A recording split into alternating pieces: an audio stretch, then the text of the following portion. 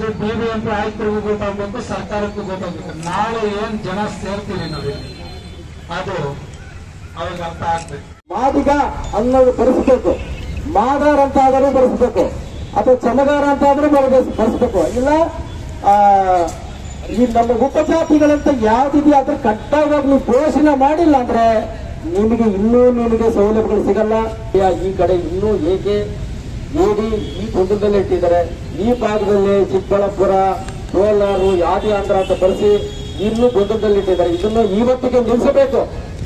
ಇನ್ನೊಂದು ವಾರದಲ್ಲಿ ಮಧ್ಯಂತರ ವರದಿ ನೀಡೋಷ್ಟರಲ್ಲಿ ನೀವೆಲ್ಲರೂ ಕೂಡ ಆದಷ್ಟು ಎಷ್ಟು ಸಾಧ್ಯ ಆಗುತ್ತೋ ನಮ್ಮ ನೆಂಟರು, ನಮ್ಮ ಸಹೋದರರು, ನಮ್ಮ ಎಲ್ಲೆಲ್ಲಿದ್ದಾರೆ, ಯಾರ್ಯಾರಿಗಿದ್ದಾರೆ ಅವ್ರಿಗೆಲ್ಲರಿಗೂ ಕೂಡ ಜಾತಿ ಪ್ರಮಾಣ ಪತ್ರ ಅಥವಾ ಸರ್ವೆ ಮಾಡಕ್ ಬಂದಾಗ ಖಂಡಿತವಾಗ್ಲೂ ನೀವು ಮಾದಿಗ ಅಥವಾ ಅದರ ಉಪಜಾತಿ ಏನಿದೆಯೋ ಅದನ್ನು ದಯವಿಟ್ಟು ನೀವು ಬರೆಸಿ ಇದನ್ನು ಕ್ರಾಂತಿಕಾರಿ ಹೆಜ್ಜೆಯನ್ನು ಇಡಬೇಕಂತ ಈ ಸಂದರ್ಭದಲ್ಲಿ ನಿಮ್ಮೆಲ್ಲರಿಗೂ ವಿನಂತಿ ಮಾಡ್ತಾ ನಾನು ಮಾತು ಮುಗಿಸ್ತಾ ಇದ್ದೀನಿ. ಜೈ ಹಿಂದ್, ಜೈ ಕರ್ನಾಟಕ. ವಂದನೆಗಳು. ಇವತ್ತು ನಮಗೆ ಮಾಧ್ಯಮಗಳವ್ರು ಬಂದಿರೋದು ನೋಡ್ರೆ ನಮ್ಗೆ ತುಂಬ ಸಂತೋಷ ಆಗ್ತಾಯಿದೆ. ಯಾಕಂದರೆ ಮಾಧ್ಯಮಗಳಿಂದ ನಮಗೇನೋ ಇವತ್ತು ನ್ಯಾಯ ಸಿಗ್ತದೆ ಅಂತೇಳಿ ನಾವು ಕನಸು ಕಾಣ್ತಾ ಇದ್ದೀವಿ. ಯಾಕಂದರೆ ಸಿದ್ದರಾಮಯ್ಯನೂ ಹೇಳೋದೊಂದು ಮಾಡೋದೊಂದು. ಇಲ್ಲಿ ಈಗ ಮಾಡ್ತೀನಿ ಅಂತ ಹೇಳಿದ್ರೆ ಇನ್ನೊಂದು ಸ್ವಲ್ಪ ಹೊತ್ತು ಕೊಟ್ಟರೆ ನೀನು ಸರಿ ಹೆಂಗೆ ಮಾಡೋದು ಅಂತ ಯೋಚನೆ ಮಾಡ್ತಾ ಇರ್ತಾನೆ. ಆತನಿಗೆ ಪ್ರತ್ಯೇಕವಾಗಿ ಮಾಡಬೇಕನ್ನೋ ಮನಸ್ಸು ಮೊದಲಿಲ್ಲ ಆತನಿಗೆ. ಯಾಕಂದರೆ ಆತನಿಗಿದ್ರೆ ಯಾವಾಗ ಮಾಡಕ್ಕೆ ಬಿಡ್ತಾಯಿದ್ನು. ಪಾಪ ಕೊಡ್ಬೇಕು ತಗೊಳಪ್ಪ, ಮಾದಿಗ ಸಮುದಾಯದ್ರು ಕೊಡಬೇಕು ಅವ್ರಿಗೆ, ಅವ್ರು ಕೇಳ್ತಾರೆ, ಅವ್ರು ಕೇಳ್ತವ್ರೆ.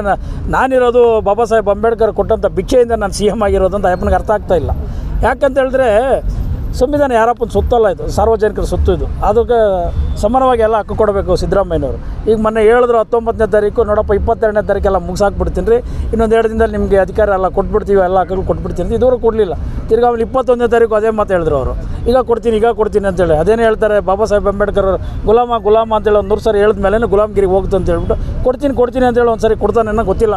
ಇರಲಿ, ಯಾಕಂದರೆ ಒಂದು ಪಾಸಿಟಿವ್ ಆಗಿ ಮಾತಾಡ್ತಾ ಇದ್ದಾನೆ. ಒಂದು ಸರಿ ಕೊಡ್ತೀನಿ ಅದೇ ರೀತಿ ಮಾತಾಡಿ, ನೆಗೆಟಿವ್ ಹೋಗೋಕೆ ಹೋಗ್ಬೇಡಿ, ಪಾಸಿಟಿವ್ ಮಾಡಿಬಿಡ್ರಿ. ಯಾಕಂದ್ರೆ ಇವತ್ತು ಹೇಳ್ತಾ ಇದ್ರಿ, ಇವತ್ತು ಅವ್ರು ಬರಲ್ಲ ಇವ್ರು ಬರಲ್ಲ ಅಂತ ಹೇಳ್ತಾ ಇದ್ರು. ಇವತ್ತು ನಮ್ಮ ಮಲೆ ಸಮುದಾಯದ ಬೇರೆಯವ್ರಿಗೆ ಏನಿದ್ರೆ ಕೊರ್ಮ, ಕೊರ್ಚ, ಲಂಬಾಣಿ ಅವ್ರಿಗೇನೇನು ಕೊಡೋದು ಬೇಕಾಗಿಲ್ಲ ಅಂತ ಹೇಳ್ತಾ ಇದ್ರು. ಈಗ ಅವ್ರಿಗೂ 4% ಕೊಡ್ತಾ ಇದ್ರು. 23ನೇ ತಾರೀಕು ಅಂಬೇಡ್ಕರ್ ಭವನದಲ್ಲಿನೂ ಮೀಟಿಂಗಲ್ಲೆಲ್ಲ ಮಾತಾಡೋರೆ ನಮ್ಮ ಚಲವಾದಿ ಸಮುದಾಯದ ಮುಖಂಡರುಗಳೆಲ್ಲ. ಕೆಲವ್ರು ಬಿಟ್ಟರೆ ನಾವು ಅದು ವಿಚಾರ ಗೊತ್ತಿಲ್ದವ್ರು ಮಾತಾಡೋರೆ, ವಿಚಾರ ಗೊತ್ತಿದ್ರು ಅವ್ರಿಗೂ ಕೊಡ್ರಿ ಅಂತೇಳಿ ಅವರು ಕೆಲವು ಮಾಧ್ಯಮದಲ್ಲೆಲ್ಲ ಮಾತಾಡೋದಲ್ಲ ನಮ್ಮ ಗಮನಕ್ಕೆ ಬಂದಿದೆ. ನಾವು ಮೀಡಿಯಾಗಳೆಲ್ಲ ನೋಡಿದ್ದೀವಿ. ಅದೇ ರೀತಿಯಲ್ಲಿ ನಮ್ಮ ಒಂದು ಏನು ನಮ್ಮ ಕ್ರಾಂತಿಕಾರಿ ಪಾದಯಾತ್ರೆ ಮೂಲಕ ಹೋರಾಟ ಮಾಡ್ಕೊಂಡು ಬಂದಿದ್ದೀವಿ, ನಮ್ಮ ಓಟು, ನಮ್ಮ ಹಕ್ಕು, ನಮ್ಮ ಹಕ್ಕಿಗಾಗಿ ಮತ್ತು ನಮ್ಮ ಮೀಸಲಾತಿಗಾಗಿ ಏನು ಓಡಾಡ್ಕೊಂಬಂದು ನಮ್ಮ ಹಕ್ಕು ನಮ್ಮ ಕೊಡಿ ಸಮಯ ನಾವು ಬೇರೆ ಏನು ಕೇಳ್ತಾ ಇಲ್ಲ, ಎಕ್ಸ್ಟ್ರಾ ಕೊಡಿ ಅಂತ ಕೇಳ್ತಾ ಇಲ್ಲ. ಒಂದು ವೇಳೆ ಏನಾದರೂ ಬೇರೆಯವ್ರಿಗೆ ಕೊಡೋಕ್ಕಾಗಲ್ಲ, ನಿಮ್ಗೆ ಮಾತ್ರ ಕೊಡ್ತೀವಿ ಅಂದರೆ ನಮ್ಮನ್ನು ಕೊಟ್ಬಿಡ್ರಿ, ನಾವೇನು ನಿಮ್ಮನ್ನು ಬೇರೆ ಕೇಳೋಕ್ಕೂ ಹೋಗಲ್ಲ. ಅದಕ್ಕೂ ನಾವು ಭದ್ರಾಗಿರ್ತೀವಿ. ಏನು ನಾವು ಕೇಳ್ತಾ ಇರೋದು 6%. ಈ ಒಂದು 6%ಗೋಸ್ಕರ ನಾವು ಇಷ್ಟು ಹೋರಾಟ ಮಾಡಬೇಕು ಸಮಯ ಸಿದ್ದರಾಮಯ್ಯನವರೇ, ದಯವಿಟ್ಟು ವ್ಯವಸ್ಥಿತವಾಗಿ ಮಾಡಿ. ಇನ್ನೇನು ನೀವು ಹೇಳಿದ್ದು 2 ದಿನ ಮುಗಿದೋಗಿದೆ, ಇನ್ನು ನಾಳೆ ಎಲ್ಲ ನಡೆದು ನಿಮ್ಮ ಸಮಯ ಮುಗಿದೋಗುತ್ತೆ. ಇನ್ನೇನು 3ನೇ ತಾರೀಕು ಒಳಗಡೆ ಇಲ್ಲ ಜಗಜೀರಾಮ್ ಜಯಂತಿ 5ನೇ ತಾರೀಕಿದೆ, ಅಷ್ಟರೊಳಗಡೆ ವ್ಯವಸ್ಥಿತವಾಗಿ ಮಾಡಿದ್ರೆ ನಮ್ಗೆ ಅನುಕೂಲ ಆಗುತ್ತೆ. ಆಮೇಲೆ ಈ ವಿಚಾರದಲ್ಲಿ ನಾನು ಮಾದೇವಪ್ಪನವ್ರಿಗೊಂದು ಅಭಿನಂದನೆಗಳು ಸಲ್ಲಿಸ್ತೀನಿ. ಯಾಕೆ ಸಲ್ಲಿಸ್ತಾ ಇದ್ದೀವಿ ಅಂದರೆ, ಬ್ಯಾಕ್ಲಾಗ್ ಹುದ್ದೆಗಳನ್ನ ಈಗ ಯಾವುದೇ ಕಾರಣಕ್ಕೂ ನಿಮ್ಮ ಹಕ್ಕು ಕೊಡೋವರೆಗೂ ನಾನು ಯಾರಿಗೂ ಕೊಡಲ್ಲ ಅಂತಂದೇಳಿ ಪತ್ರಿಕೆಗಳು ಹೇಳಿಕೆ ಕೊಟ್ಟವ್ರೆ, ಅವ್ರಿಗೆ ನಾನು ಅಭಿನಂದನೆಗಳು ಸಲ್ಲಿಸ್ತೀನಿ. ಯಾವುದೇ ರೀತಿ ನೀವೇನ ಆ ಹೇಳಿಕೆ ಕೊಟ್ಟಿಲ್ಲ ನಿಮ್ಮ ಮೇಲೆ ನಾವು ಅನುಮಾನ ಮಾಡಬೇಕಾಯಿತು ಸಮಾಜ ಕಲ್ಯಾಣ ಸಚಿವರಾದಂಥ ಮಾದೇವಪ್ಪನವ್ರನ್ನೇ. ಈಗ ನೀವು ಮಾಡೋದು ಒಳ್ಳೇದಾಗ್ತದೆ. ಇನ್ನೊಂದು 2 ದಿನದಲ್ಲಿ ನಮ್ಗೆ ಅಧಿಕಾರ ಕೊಟ್ಬಿಟ್ರೆ ನಿಮಗೆ ಜೈಕಾರನ ಹಾಕ್ತೀವಿ, ಇಲ್ಲಾಂದರೆ ಧಿಕ್ಕಾರನ ಕರಿತೀವಿ. ಇದು ನಮ್ಗೆ ಅಧಿಕಾರ ಕೊಡಿ, ಇಲ್ಲಾಂದರೆ ಕುರ್ಚಿ ಖಾಲಿ ಮಾಡಿ. ನಮ್ಮ ಒಂದು ಅಜೆಂಡಾ ಇದೇ ಇರ್ತದೆ. ಈ ಒಂದು ವಿಚಾರದಲ್ಲಿ ನಿಮ್ಮ ಮಾಧ್ಯಮದ ಮುಖಾಂತರ ಹೇಳ್ತಾ ಇದ್ದೀನಿ, ಈ ವಿಚಾರನ ಸಿದ್ದರಾಮಯ್ಯನ ಮುಟ್ಟೋದ ಗಂಟ ಪ್ರಚಾರ ಮಾಡಿದ್ರೆ ನಮ್ಮ ಮಾದಿಗರ ಪರವಾಗಿ ನಿಮ್ಗೆ ಅಭಿನಂದನೆಗಳನ್ನು ನಾವು ಸಲ್ಲಿಸಿ ನಿಮಗೆ ಜೈಕಾರವನ್ನು ಹಾಕ್ತಾ ನಾವು ಕೈ ಮುಗಿದು ಕೇಳ್ಕೊತಾ ಇದ್ದು ನಮಗೆ ವಿಚಾರನ ಪ್ರಚಾರ ಮಾಡಬೇಕಂತ ಕೇಳ್ಕೊಳ್ತಾ ನನ್ನ ಜೈ ಭೀಮ್ ಜೈ ಬಾಲಾ ಅಂಬೇಡ್ಕರ್. ಓಕೆ, ಅವರು ಈಗಾಗಲೇ ಹೇಳಿದ್ದಾರೆ, ಅದನ್ನು ಖಂಡಿತವಾಗಿ ತರ್ತಾ ಇದ್ದಾರೆ. ಅದನ್ನು ಆದಷ್ಟು ಬೇಗನೆ ಇದನ್ನು ಶೀಘ್ರವಾಗಿ ಅನುಷ್ಠಾನಗೊಳಿಸಬೇಕು. ಯಾಕೆಂದರೆ ಈಗಾಗಲೇ ಸಾಕಷ್ಟು ವಿಳಂಬ ಆಗಿದೆ. ಸರ್ಕಾರದಿಂದ ಸಿಗಬೇಕಾಗಿದ್ದಂಥ ಮೂಲಭೂತ ಸೌಲಭ್ಯಗಳು, ರಾಜಕೀಯವಾಗಿ ಮತ್ತು ಸರ್ಕಾರದ ಉದ್ಯೋಗಗಳು ಎಲ್ಲ ಬೇರೆ ಬೇರೆಯವರ ಪಾಲಿಗೆ ಆಗಿದ್ದರಿಂದ ಈ ದೊಡ್ಡ ಮಟ್ಟ ಈ ಕ್ರಾಂತಿಕಾರಿ ಹೆಜ್ಜೆಗಳು ಹಿಡಿಯೋಕ್ಕೆ ಸಾಧ್ಯ ಆಗಿದೆ. ಇನ್ನು ಮುಂದೆ ಆದರೂ ಸರ್ಕಾರ ಎಚ್ಚೆತ್ತುಕೊಂಡು ಇದನ್ನು ಈ ಕೂಡಲೇ ಅನುಷ್ಠಾನ ಮಾಡಿದರೆ ಅನೇಕ ತುಳಿತುಕೊಳಪಟ್ಟಂಥ ಪೌರ ಕಾರ್ಮಿಕರಾಗಿರ್ಬೋದು ಮತ್ತು IAS KAS IAS ಬೇಡ KAS ಇಂದ ಹಿಡಿದು FDಸಿಂದ SDಸಿಂದ ಅನೇಕ ಸೌಲಭ್ಯಗಳು ಪಡೆಯಲು ಈ ನಮ್ಮ ಸಮುದಾಯಕ್ಕೆ ಮಾದಿಗ ಸಮುದಾಯಕ್ಕೆ ಸಾಮಾಜಿಕ ನ್ಯಾಯ ಕಲ್ಪಿಸಿಕೊಟ್ಟಂಗೆ ಆಗುತ್ತದೆ. ಇಲ್ಲಾಂದರೆ ಇನ್ನೂ ಇಷ್ಟು 75 ವರ್ಷ ಆಗಿದ್ರು, ಸ್ವಾತಂತ್ರ್ಯ ಬಂದು 75 ವರ್ಷ ಆಗಿದ್ರು ಕೂಡ ಇನ್ನೂ ಕೂಡ ಮೂಲಭೂತ ಸೌಲಭ್ಯಗಳು ಕೇಳೋದು ದುರ್ದೈವಾಗಿದೆ. ಎಷ್ಟು ಹೋರಾಟಗಳು ಮಾಡಬೇಕು ಹೇಳಿ ಸರ್ಕಾರಕ್ಕೆ. ಅರಬೆತ್ತುಗಲ ಮೆರವಣಿಗೆ, ಪುಟಗೋಸ್ ಚಳವಳಿ, ಹುಬ್ಳಿ ಸಮಾವೇಶ ಮತ್ತು ಬೆಳಗಾಂ ಅಧಿವೇಶನ ಮುತ್ತಿಗೆ, ವಿಧಾನಸೌಧ ಮುತ್ತಿಗೆ, ವಿಧಾನಸೌಧದ ಆವರಣದಲ್ಲಿ ಕರಪತ್ರಗಳನ್ನು ಎಸೆಯೋದ್ರು, ಎರಡು ಅನೇಕ ಜೀವಗಳು ಬಲಿಯಾಗಿದೆ.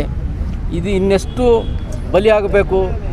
ದಯವಿಟ್ಟು ಆದಷ್ಟು ಶೀಘ್ರವಾಗಿ ನಾಗಮೋಹನ್ ದಾಸ್ ಅವರಿಗಿಂದ ಮಧ್ಯಂತರ ವರದಿ ತರಿಸ್ಕೊಂಡು ಕೂಡಲೇ ಸರ್ಕಾರ ಅಧಿಕೃತ ಘೋಷಣೆ ಮಾಡಬೇಕಂತ ಸಂದರ್ಭದಲ್ಲಿ ನಾನು ಮತ್ತೊಮ್ಮೆ ವಿನಂತಿ ಮಾಡುತ್ತಾ, ಸಿದ್ದರಾಮಯ್ಯವರು ಏನು ಘೋಷಣೆ ಮಾಡಿದ್ದಾರೆ ಅದನ್ನು ವಿಳಂಬ ಮಾಡದೆ ಅನುಷ್ಠಾನಗೊಳಿಸಬೇಕಂತೇಳಿ ಸಂದರ್ಭದಲ್ಲಿ ನಾವು ಒತ್ತಾಯ ಮಾಡ್ತಾಯಿದ್ದೀವಿ.